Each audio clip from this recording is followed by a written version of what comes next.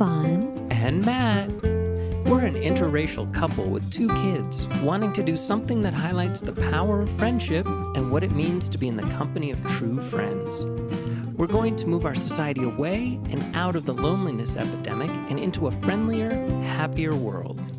Welcome to our friendly world. Better, stronger, together.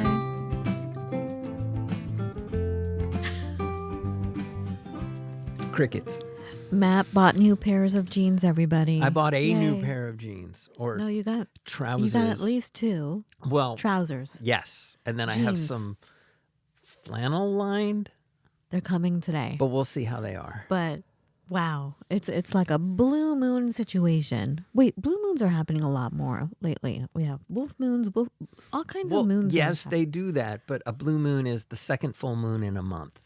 Anyway, whatever happens like once in a decade, whatever moon that is, Matt is getting new jeans. Do you say jeans in the UK, you guys? What do you say in other countries? Trousers, dungarees. Because we sure should not use the word pants in England. I learned that the very difficult way. As I lived with a host family as an American student, and I came down showing them my outfits saying, which pants should I wear in front of the host mom and dad? And they were terrified, like mortified, because pants mean like pretty panties. Which panties should I wear today? Terrible. I'm Really sorry. not a good question to ask a host family. Anyway, especially as a teenage girl asking a man. There you go. All right. Anyways, a much older man. anywho. Anyway, today we're talking about orange peels. The Orange peels. Orange peel Orange? theory as a way to test or gauge. Is it gauge? Is that the word, gauge?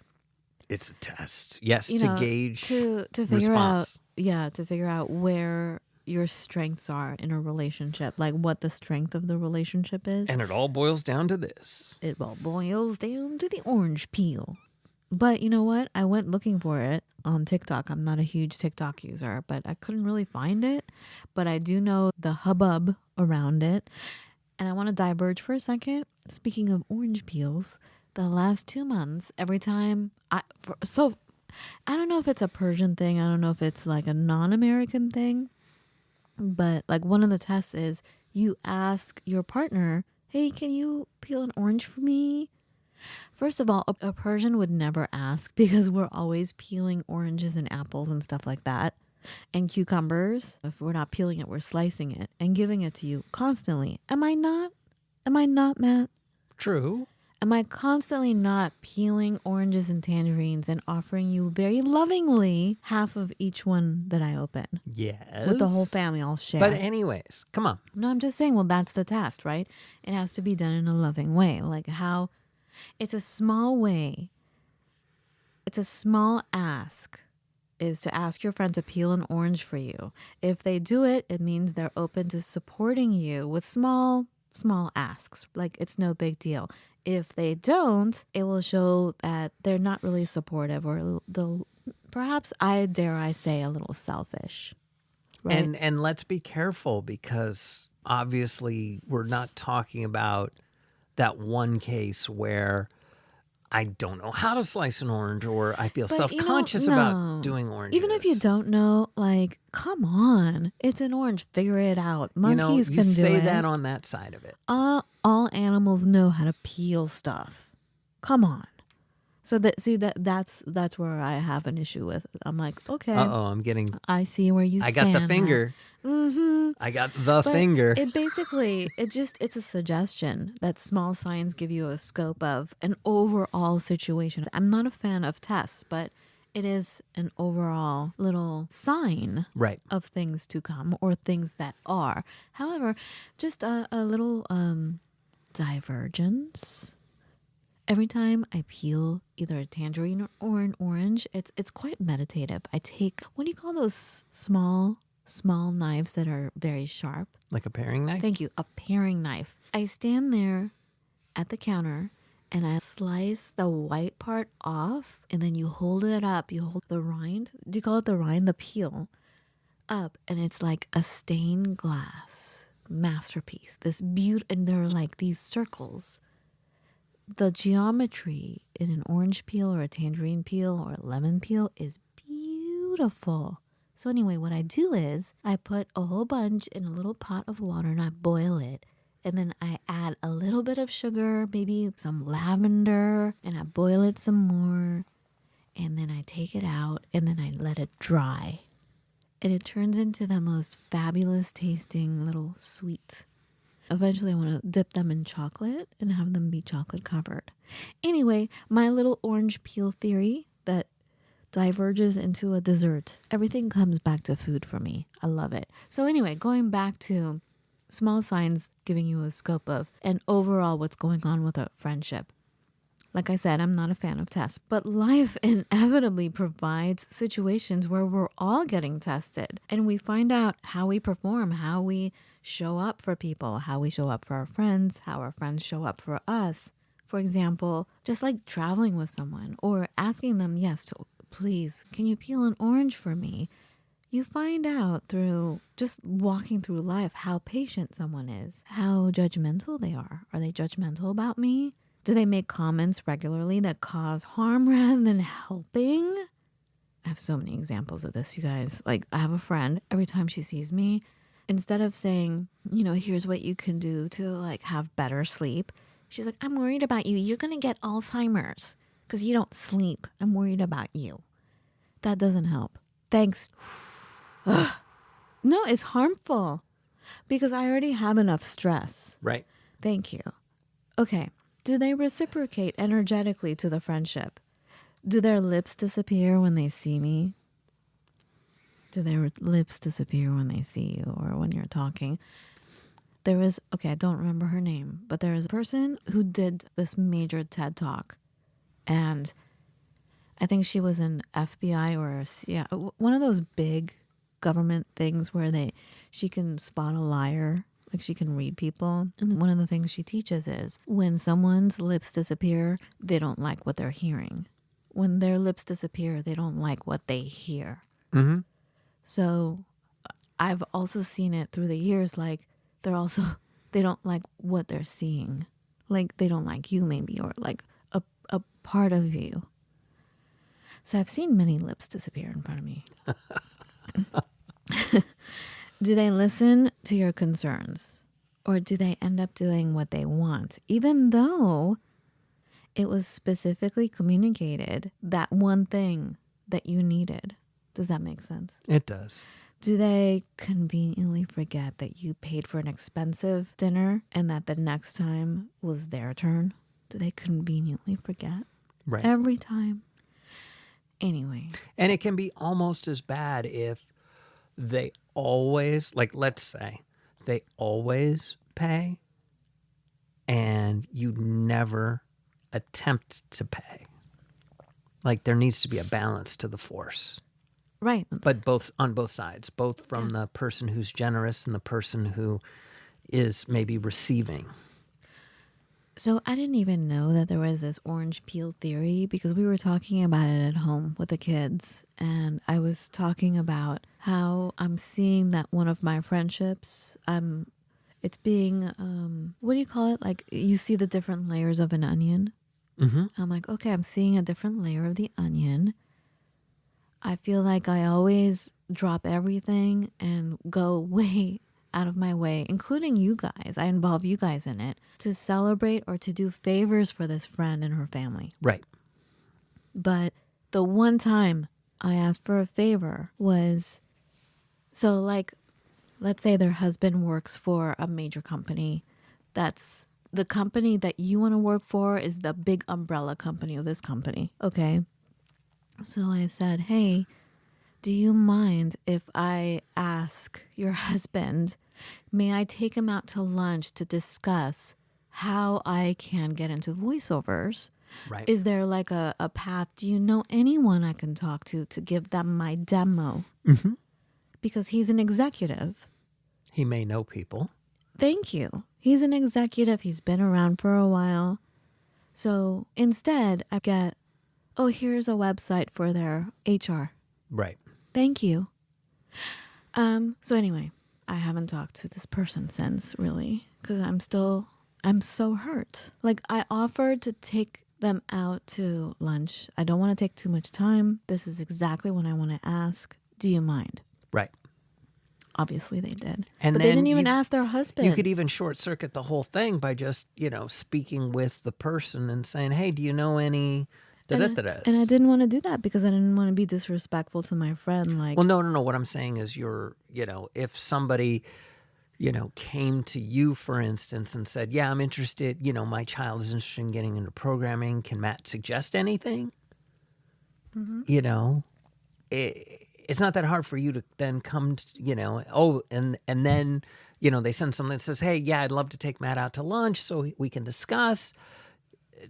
You could have just said, hey, Matt, is there any programming stuff that you could provide to my friend? Simple. so anyway, but that was like another thing in life. Like, okay, I'm trying not to take it personally. I'm like, okay, obviously it was not okay. Right.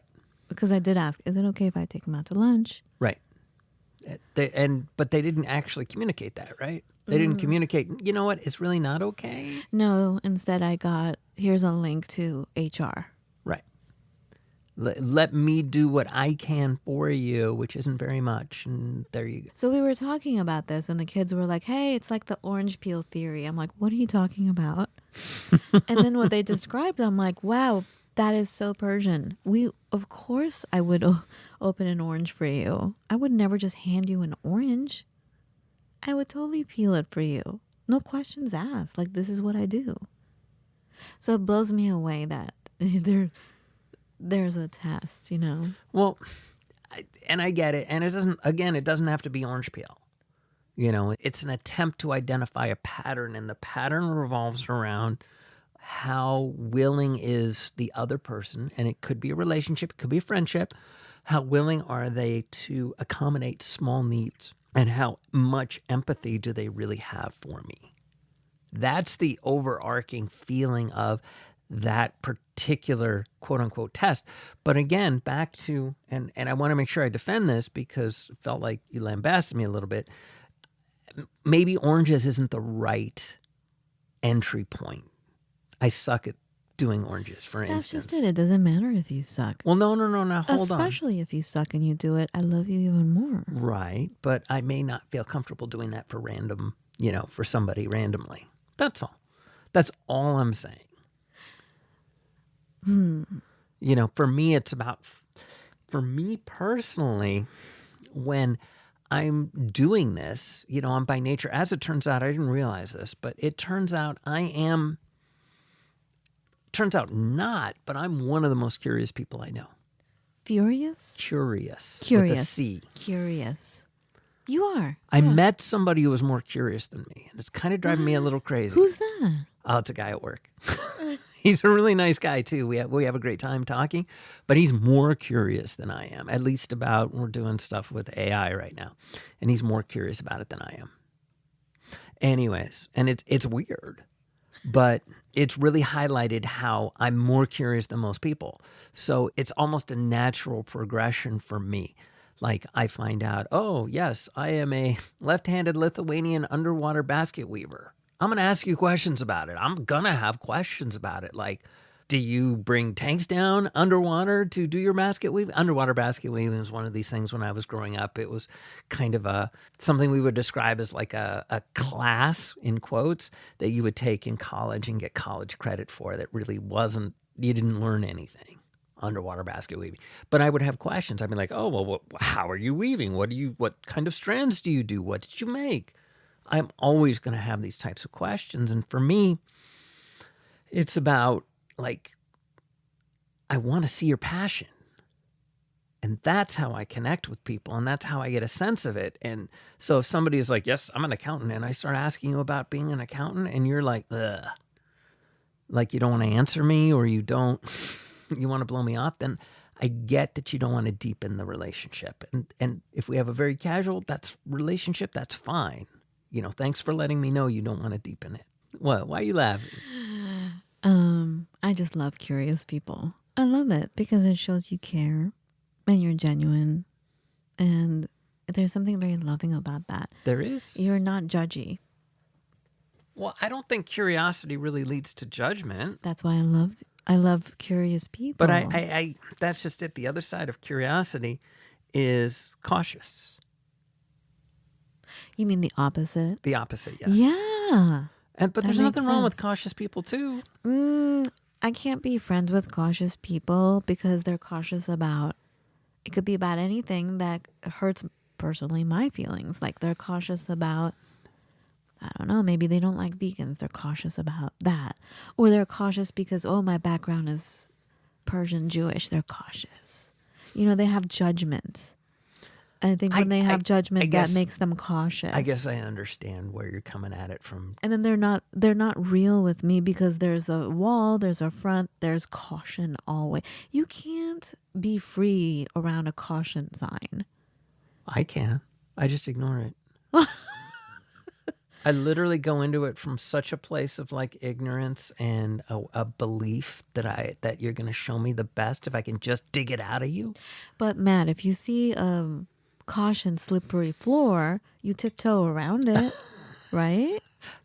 Provided I see it. Yes, you're right. I don't see the caution though. I don't see the caution signs. You just lovingly walk around it and go, "Hey, wet floor. How did you get wet?" Exactly. How did you get wet? What happened? You poor floor. Foist, a little moist. Foist. Can I get you something? Here's a mop. Will that help? Oh, wait. Wait, are you still is there wet, a or leak can I from take up this top? down? Can I take the signs down? What kind of liquid is that? But that's me, and I realize that that's kind of a interesting. But see, that's loving. That's loving instead of ew. Well, yes, it shows empathy for right, sure. Right. Guys, I'm sorry. I'm sorry. I don't know. I feel like, should I have used my friend's name? Can we just, whatever. I'm really upset, guys, about that particular friendship at the moment. Anyway, so where do we go from here?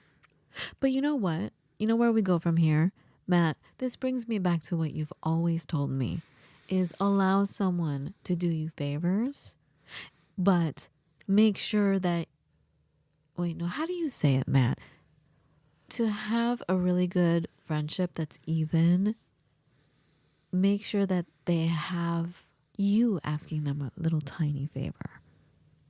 Because, do you know where I'm going with this? Can you explain it? Because you explain it better. I'm still a little gun shy because I got yelled at for this, right? Who yelled at you? On our show, we had that guy, and he was not a fan of me. That guy was a jerk. Yes, but that's beside the point. Still makes me gun shy. But you know what? Our listeners called in and said that guy was a jerk. Still makes me feel a little cynical. But no, please don't. Please explain. There has to be a harmony and a balance, and that is the real key. So, will you everybody I think has discovered this, but like one day you wake up and you realize that this person in your life, you're always getting in touch with them. They're never getting in touch with you.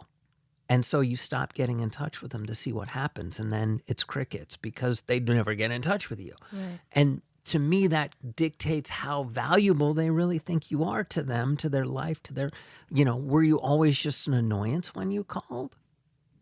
And by the way, this is not a one-time thing. We're talking about perpetual. This is how they are. They never call you.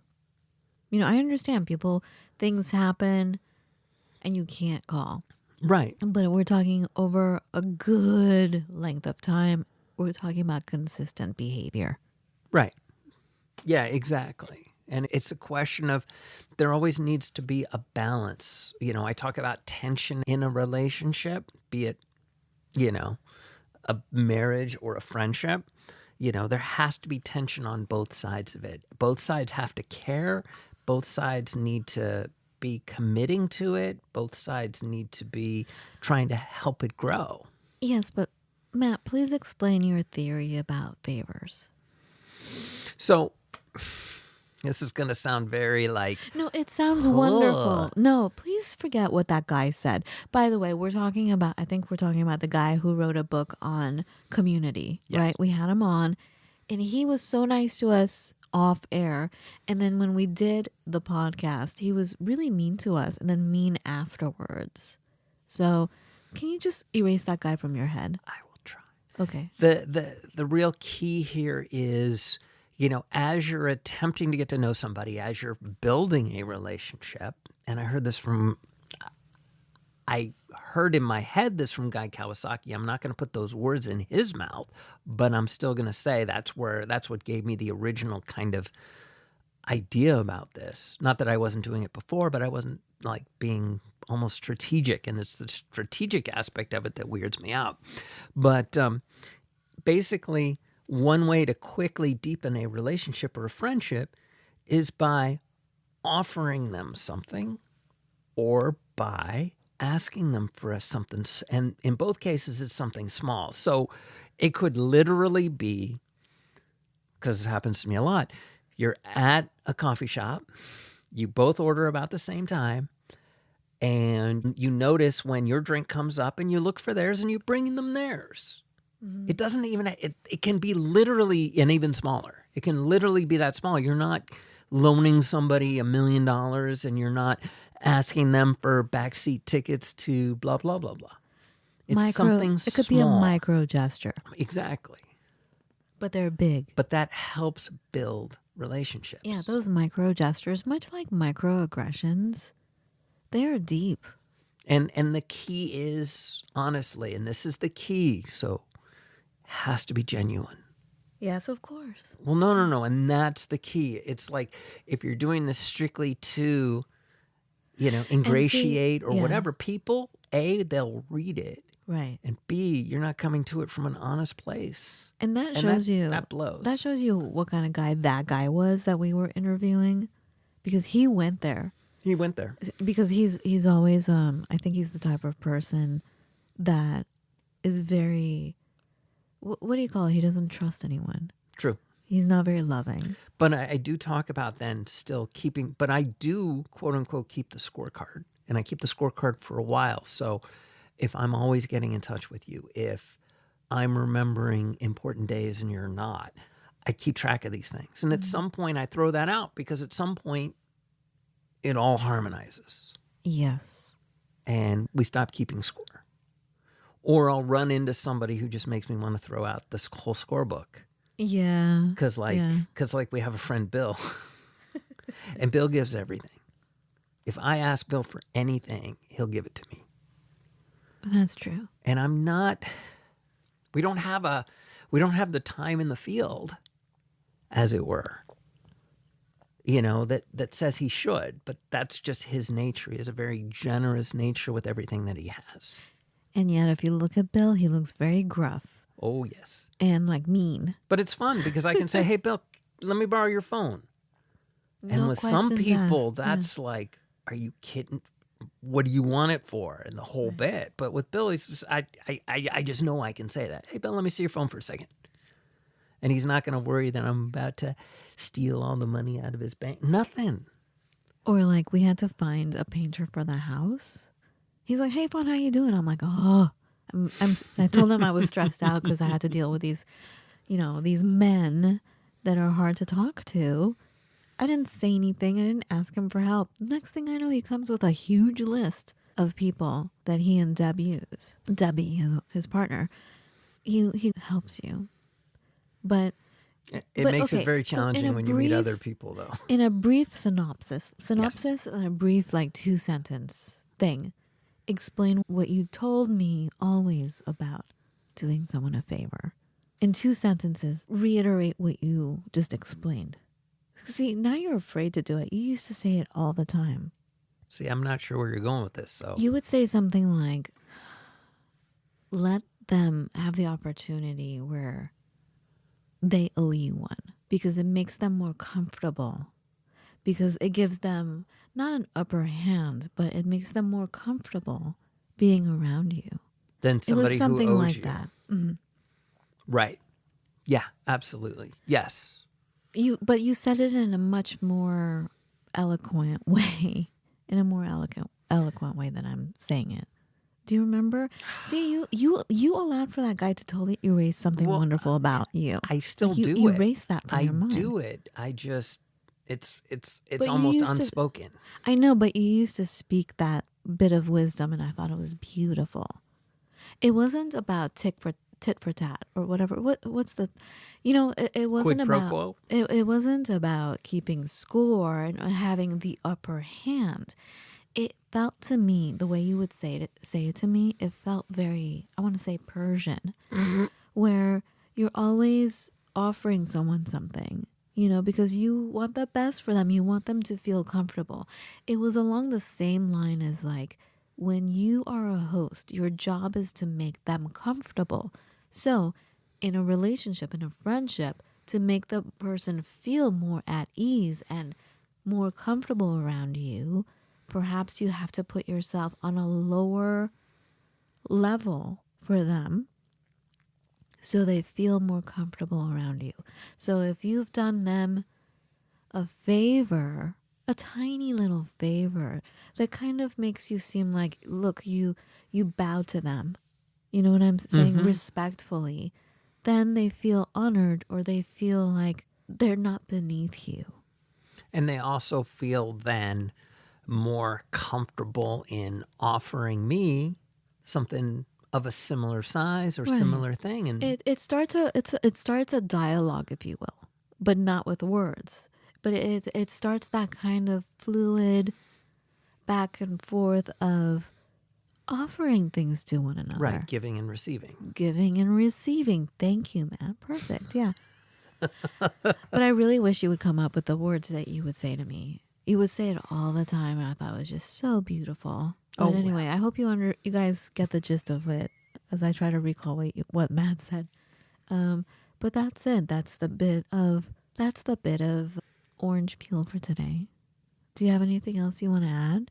It's, for me, the crux of the orange peel test is really a test of emotional intelligence. And that is something that can be guided and learned. For example, for the kids, like I'll just, it seems like first thing in the morning, I like do 27,000 things. And for the rest of the day, it doesn't seem like I do anything. So if you're not paying attention, I'm a slacker. But like in the morning, I make sure the clothes are washed, and I make sure the fresh towels in the kitchen, and all these little tiny little things, because of course I'm up at god awful early in the morning. And some days I point that out to the kids, and I'm like, do you know why I do that? And they're like, no. And I'm like, because I love you and because I love our family and I want us all to be good. But I go out of my way to create these teachable moments and really emphasize these facts. And so they don't just assume, which is a terrible word, they don't just assume that magic, little fairies come by every morning and take care of 27,000 things for them. That this is someone who cares about them, who's taking care of them, who's taking care of all of us, and just does it. That's all. That would be what I have to add. Cool. Well, let us know what you think. So if your significant other or friend asks you to peel an orange, just peel it. Well, no. We want authenticity. I know. No. Speak your truth. Like, hey, I will not pick you up from the airport or take you to the airport. Okay? I can't. I won't. Unless I do some major prayer work, or like I have to like psych myself up, which could take a few days. There's certain things that we can't do that goes against us. We have to be authentic and truthful about those things. True. Things, Like maybe I have all kinds of cuts on my finger and I can't cut. And there you go. So if somebody orange. asks you to peel an orange, do something nice for them. Maybe I can use a knife though and do it, But I'm just saying, tests are weird. It's not black and white. It's True. not. It's just you have to. I don't know. We just have to be sensitive to common sense. Yes. But yeah, take that orange peel, turn it into a marmalade, or turn it into, what do you call those things I'm making? They're beautiful. Candied orange peels. Candied orange peels, everybody. Oh my goodness. All right. If you want the recipe, email me. All right. We'll talk to you in just a few days. Thank you so much for listening. We love you. Thank you for joining our friendly world. Be well.